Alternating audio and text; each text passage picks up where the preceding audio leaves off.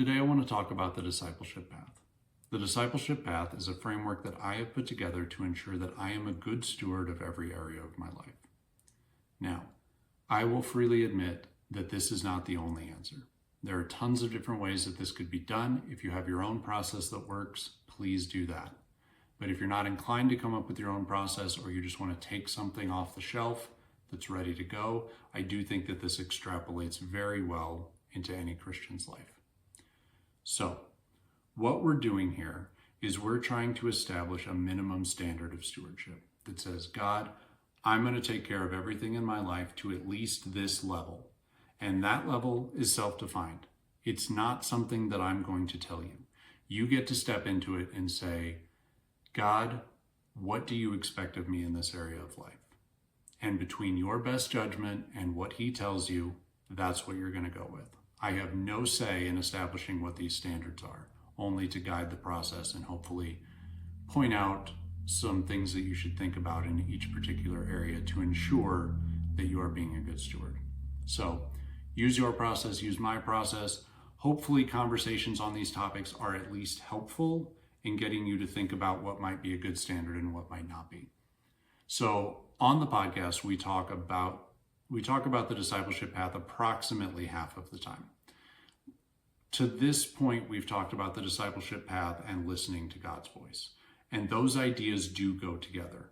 In a minute, we'll be transitioning to beliefs and how you interact with your beliefs instead of the God's voice piece, which we'll come back to later. But for now, I think we've covered sufficiently to get people started.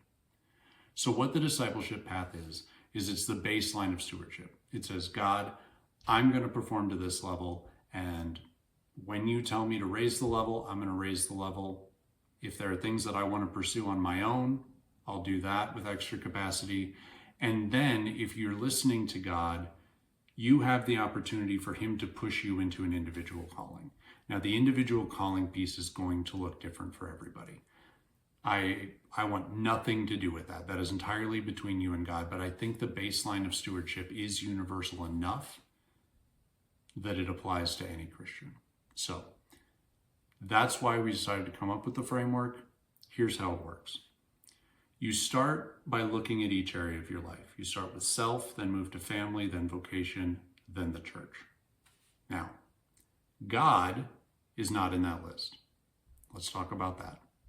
The first important part of this is God and the church are entirely separate things. It is good to serve God. It is good to serve the church. And the end goal of the discipleship path is to push everyone to the point that they're doing all four of those things and serving the church at the highest level possible. Now, there are levels beyond that. I will freely admit that there are levels beyond that. That's not what I'm called to teach. I don't particularly care about that, so I don't talk about it. If your life is expansive to the point that you need to go beyond those levels, great. That's your reality. You know more about it than I do. But I acknowledge that that's a thing. So the goal is to push everyone to level 4, which is serving the church. Where does God happen? God is in every single level. The best version of yourself is the one that's serving and listening to God. The best version of your family is the one where you're serving and listening to God. The best version of your career, the best version of you serving in church. So God is at every level. You don't just serve God in a church. You serve him in every single area of your life. You need to be a good steward of every single area of your life. Now, this is not about guilt and shame. You don't need to be perfect in every area of your life. You don't even need to be good in every area of your life. We all have different strengths and weaknesses. The first step of each level when you're analyzing it, and there are little subgroups that we get into, but the first step is acknowledging the reality. You need to acknowledge your limitations. You need to acknowledge the situation that you're in. You need to acknowledge whether you like the thing or not. So once we've acknowledged reality, we move to setting a minimum acceptable standard. And the minimum acceptable standard needs to achieve 2 things. The first is it needs to be glorifying to God. Now, does it need to be as glorifying to God as what your neighbor can do? No. Again, accept your reality and set a standard that brings glory to him within those confines. The second piece is it needs to be strong enough to support the life that you want to build at the levels above it. So let's look at your body. Okay. You need to sleep. Do you need to sleep 4 hours a night? Do you need to sleep 8 hours a night? Do you need to sleep 12 hours a night? I don't know. I can't tell you. That's up to you. But somewhere in there is a level that's too low, and you're not going to sleep enough, and everything above that is going to suffer. So you need to accept your reality, figure out what you need, and it's okay to play with these. It's okay to set a minimum standard and a month later go, oh, this isn't working, and set a new higher one. Or set a minimum standard and hear from God, nope, that's not it, and you set a higher one. That's great too. Or something changes in your life, good or bad, and you adjust the minimum that way. But the goal is to set a standard at every level and say, God, I'm not going to fall below this. And if I do, I'm going to call it a crisis. I'm going to say, if I fall below this minimum, I'm going to cut from the top. I'm going to stop volunteering at church, or I'm going to cut back at work, or I'm going to cut back with my family. Whatever cut you need to make, however you need to make it to free up the capacity to fix the crisis, you do that. If you think about, a child gets sick or your wife gets sick, that's probably a season where you don't need to be serving the church. If you can address that problem and serve the church at the same time, great. But if you're going to be distracted and not take care of your wife or your child because you're serving the church and you have obligations to them, I don't think that's biblical. I don't think that makes sense. So again, if you can do both, do them both. That's amazing. But if cuts are necessary because some sort of crisis happens, you cut from the top. And that's going to sacrifice the church first. Now, again, the goal is to do this such that we're all striving towards hitting the fourth level. The fourth level, in my eyes, is where the fun happens. You have your life in order, and now you're able to take what you are passionate about, what you are skillful in, and serve God in interesting ways. So the goal is that this is done in community and that we're all pushing and pulling each other towards that endpoint. It's not, oh yeah, I've had a really tough time, so I'm just going to stay in self for the next 5 years. No. Maybe you need to stay in self for the next 6 months and then gradually rebuild things. But you don't get to stay here forever. You don't get to use any of this as an excuse not to get to step 4, which is serving the church. My goal is to push men back into the church and push church to be more accepting of men. This is the gap that I'm trying to close with all of this. So we don't get the excuse of saying, no, I'm not going to make it all the way here because whatever. Eventually, you need to make it there. That's what we're doing.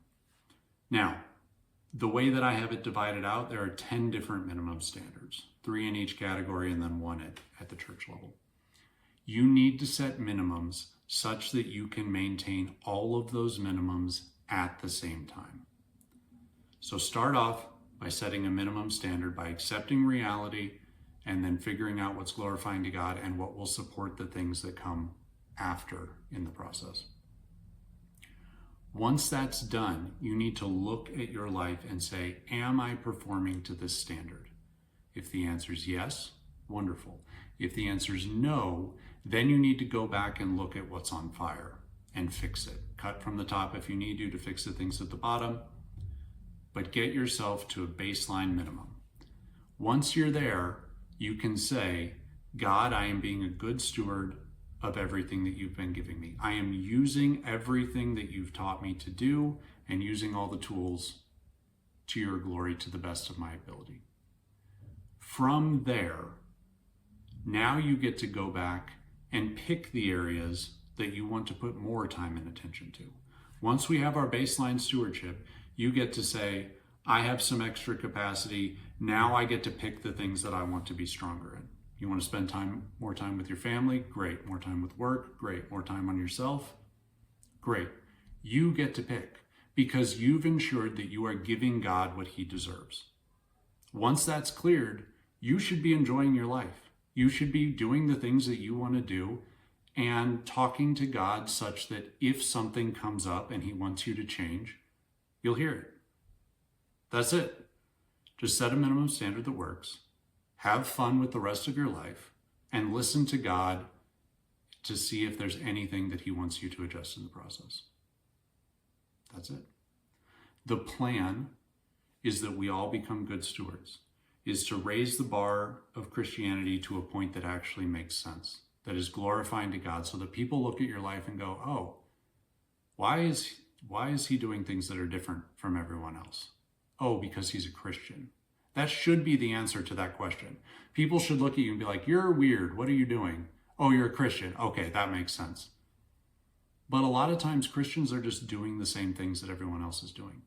And I'm not saying that this needs to be done in some self-help guru, let's build our life and become self-obsessed kind of way.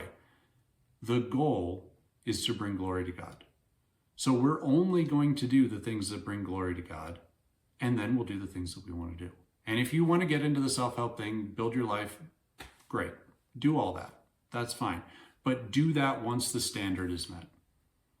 And do that in submission to God.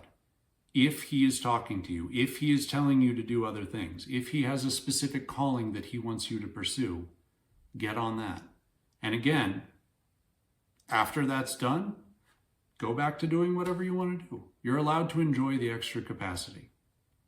But hit the minimum, set the minimum, and pay attention to his voice. So that's the discipleship path.